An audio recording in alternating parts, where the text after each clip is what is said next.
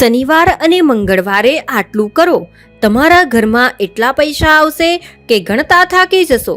જીવનમાં ચમત્કાર પ્રાપ્ત કરવો હોય, જીવનમાં દુઃખ દૂર કરવું હોય, લક્ષ્મીની કૃપા પ્રાપ્ત કરવી હોય, અસંખ્ય દુઃખોમાંથી દૂર થવું હોય તો આ ઉપાય કરજો.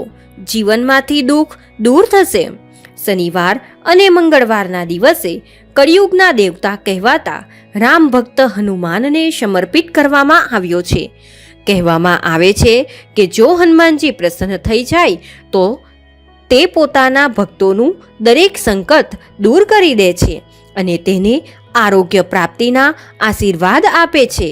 તમે પણ પવનપુત્ર હનુમાનજીની કૃપા દ્રષ્ટિ પ્રાપ્ત કરવા માંગતા હોવ અને તમારી દરેક મનોકામના પૂરી કરવા માંગતા હોવ તો તેના માટે ભોપાલ નિવાસી જ્યોતિષી તથા વાસ્તુ સલાહકાર પંડિત હિતેન્દ્ર કુમાર શર્મા દ્વારા જણાવવામાં આવેલી 5 વસ્તુઓ હનુમાનજીને અર્પિત કરો.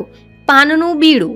જ્યોતિષશાસ્ત્ર અનુસાર જો તમારી કોઈ મનોકામના લાંબા સમયથી પૂરી નથી થઈ રહી અને તમે ઈચ્છો છો કે તે જલ્દી પૂરી થઈ જાય તો તેના માટે મંગળવારના દિવસે કોઈ પણ હનુમાન મંદિરમાં જઈને હનુમાનજીની વિધિ વિધાન સાથે પૂજા અર્ચના કરીને તેમને બનારસી પાનનું બીડું અર્પિત કરો.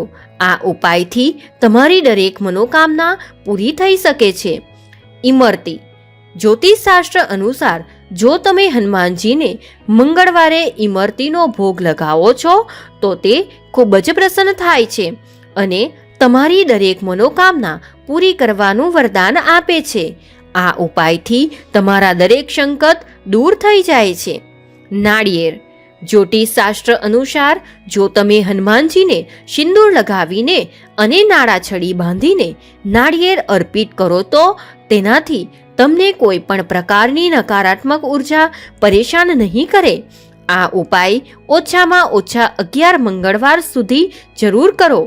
જો આ નાળિયેરને લાલ કપડાં અને રાઈમાં લપેટીને ઘરના દરવાજા પર બાંધી દો તો જાદુ અને તંત્ર મંત્રથી પણ તમારા ઘરની રક્ષા થશે.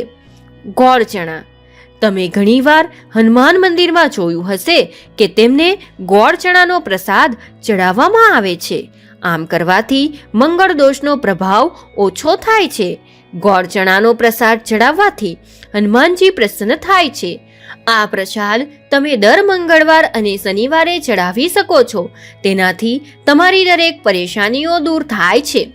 લવિંગ, ઇલાયચી અને સોપારી.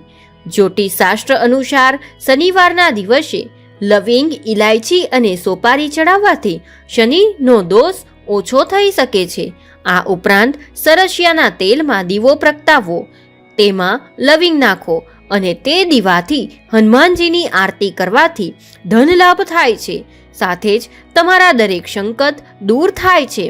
સારો સમય આવતા પહેલા મંગળવાર અને શનિવારે મળે છે આ 5 શુભ સંકેત હનુમાનજી આપે છે. આશીર્વાદ. મહાવીર હનુમાનજી હંમેશા પોતાના ભક્તોની રક્ષા કરે છે. જે પણ વ્યક્તિ હનુમાનજીના શરણમાં જાય છે તેને કોઈ પણ જાતની પરેશાની રહેતી નથી. કળિયુગમાં હનુમાનજીની ભક્તિ લોકોને સંકટથી બચાવવામાં સક્ષમ છે. હનુમાનજી ખૂબ જ જલ્દી પ્રસન્ન થતા દેવતા છે, પરંતુ ભગવાન હનુમાનજી તમારી ઉપર પ્રસન્ન છે તે કેવી રીતે જાણી શકાય? જો તમને આ વાતની જાણકારી નથી તો ચાલો તેના વિશે અમે તમને જણાવીએ. જો કોઈ વ્યક્તિને મંગળવાર અને શનિવારના દિવસે આ 5 સંકેત મળે તો સમજી લેવું જોઈએ કે તેના ભાગ્યનો ઉદય થવાનો છે, કારણ કે ભગવાન હનુમાનજી તે વ્યક્તિ ઉપર પ્રસન્ન છે. આપણે બધા જાણીએ છીએ આ ધરતી ઉપર હનુમાનજી આજે પણ પૂર્ણ રૂપથી ઉપસ્થિત છે, કારણ કે ભગવાન શ્રી રામજીએ હનુમાનજીને એવું વરદાન આપ્યું હતું કે તેઓ કળિયુગના અંત સુધી પૃથ્વી ઉપર રહીને ધર્મની રક્ષા તથા પ્રચાર કરશે. હિન્દુ ધર્મ અનુસાર મંગળવાર અને શનિવારનો દિવસ હનુમાનજીને સૌથી પ્રિય છે. આ દિવસે હનુમાનજીની પૂજા કરવાથી હનુમાનજી પોતાના ભક્તો ઉપર જલ્દી પ્રસન્ન થાય છે અને સાથોસાથ મંગળવારને જ્યોતિષશાસ્ત્રમાં ખૂબ જ વધારે મહત્વ આપવામાં આવેલ છે. જ્યોતિષશાસ્ત્ર અનુસાર મંગળવારના સ્વામી મંગળ ગ્રહ છે, જેના લીધે મંગળવારના દિવસે મંગળ ગ્રહ સાથે ઉપાય કરીને મંગળના દુષ્ટ પ્રભાવને ઓછો કરી શકાય છે. મંગળ ગ્રહ ખરાબ હોવાને લીધે વ્યક્તિના જીવનમાં ઘણા પ્રકારની મુશ્કેલીઓ તથા પરિસ્થિતિઓ ઉત્પન્ન થતી હોય છે, જેના કારણે વ્યક્તિના જીવનમાં ઘણી બધી પરેશાનીઓ આવવા લાગે છે. જે વ્યક્તિના જીવનમાં મંગળ ખરાબ થઈ જાય છે તે વ્યક્તિ પોતાની કામ ભાવના ઉપર કાબૂ રાખી શકતો નથી તથા તેને ધન સંબંધિત પરેશાનીઓ સહન કરવી પડે છે. એટલા માટે આ બધામાંથી છુટકારો મેળવવા માટે હનુમાનજીની પૂજા કરવાનું વિધાન છે. મંગળવારના દિવસે હનુમાનજીની પૂજા કરવાથી કરજમાંથી પણ છુટકારો મળે છે અને સાથોસાથ વિવાહના માર્ગમાં આવતી અડચણ પણ નષ્ટ થઈ જાય છે. પરંતુ આપણા શાસ્ત્રોમાં અમુક એવા 5 સંકેતો વિશે જણાવવામાં આવેલ છે, જે કોઈ વ્યક્તિને મંગળવારે અથવા શનિવારના દિવસે મળે છે તો તેને સમજવું જોઈએ કે હનુમાનજી તેની ઉપર પ્રસન્ન છે.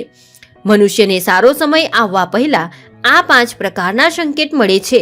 એટલા માટે દરેક મનુષ્યએ આ સંકેતો વિશે અવશ્ય જાણી લેવું જોઈએ. તો ચાલો જાણીએ કે શાસ્ત્રો અનુસાર મંગળવાર અને શનિવારના દિવસે કયા સંકેત મળવા શુભ માનવામાં આવે છે.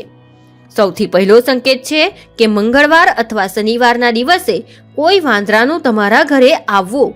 શાસ્ત્રોમાં વાનરને હનુમાનજીનું રૂપ માનવામાં આવે છે. જો મંગળવાર અથવા શનિવારના દિવસે તમારા ઘરે કોઈ પણ વાનર આવે છે અને તે કોઈ ચીજ ખાય છે તો તેને ખૂબ જ શુભ માનવામાં આવે છે.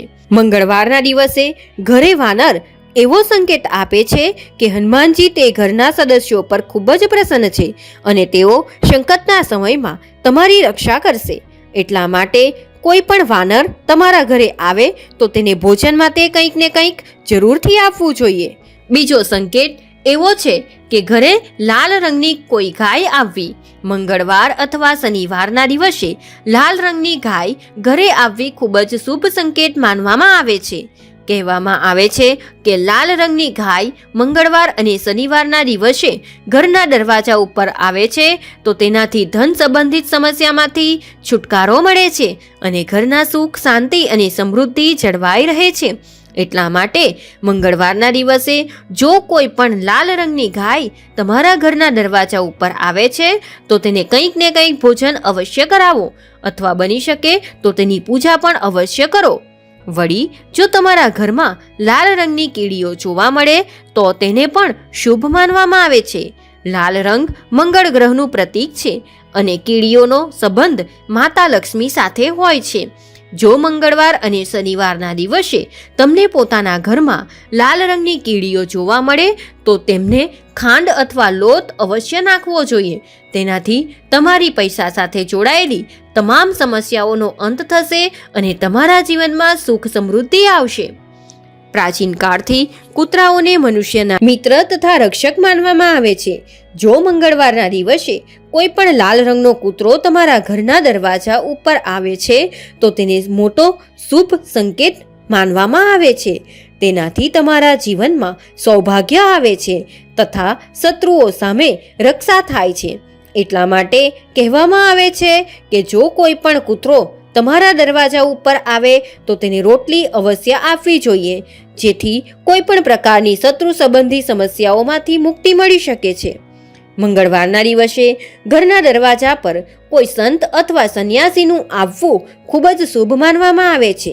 શાસ્ત્ર અનુસાર સંન્યાસી હંમેશા બ્રહ્મચારી રહે છે અને હનુમાનજી તેમના હૃદયમાં વાસ કરે છે. એટલા માટે કહેવામાં આવે છે કે જો મંગળવારના દિવસે કોઈ પણ સંન્યાસી તમારા ઘરના દરવાજા ઉપર આવે છે તો તેને ખાલી હાથે બિલકુલ પણ જવા દેશો નહીં. તે સંન્યાસી અથવા સંતને કંઈક ને કંઈક દાન દક્ષિણા આપીને વિદાય કરવા જોઈએ. તેનાથી પરિવારમાં સુખ, શાંતિ અને સૌભાગ્યના દરવાજા ખુલી જાય છે અને ઘરમાં સુખ સમૃદ્ધિનો વાસ થાય છે. કારણ કે કોઈ પણ સંન્યાસીનું અપમાન કરવું તે ભગવાનનું અપમાન કરવા બરાબર પાપ માનવામાં આવે છે. તેનાથી વ્યક્તિના જીવનમાં દુર્ભાગ્ય સિવાય કંઈ પણ બચતું નથી. એટલા માટે ક્યારેય પણ કોઈ સંન્યાસીનું અપમાન કરવું જોઈએ નહીં અને તેમને વિનમ્રતાપૂર્વક દાન દક્ષિણા આપીને વિદાય કરવા જોઈએ. જો તમે નીડર છો અને સત્યની સાથે જીવન પસાર કરો છો તો પણ તમારે સમજી લેવું જોઈએ કે તમારી ઉપર હનુમાનજીની કૃપા છે, કારણ કે હનુમાનજી જે વ્યક્તિ ઉપર પ્રસન્ન થાય છે તે વ્યક્તિ ભયમુક્ત અને નિર્ભીક જીવન જીવે છે. તમારા જીવનમાં ફક્ત સફળતા જ આવી રહી છે. કોઈ પણ અડચણનો સામનો ન કરવો પડતો હોય તો પણ તમારે સમજી લેવું જોઈએ કે આ બધું હનુમાનજીની કૃપાથી થઈ રહ્યું છે. શનિની સાડાસાતી થયા અથવા અન્ય કોઈ પણ પ્રકારની શ્રેણી પીડાની અસર તમારા પર ન થઈ રહી હોય તો તે વાતનો સંકેત છે કે હનુમાનજી તમારી ઉપર પ્રસન્ન છે.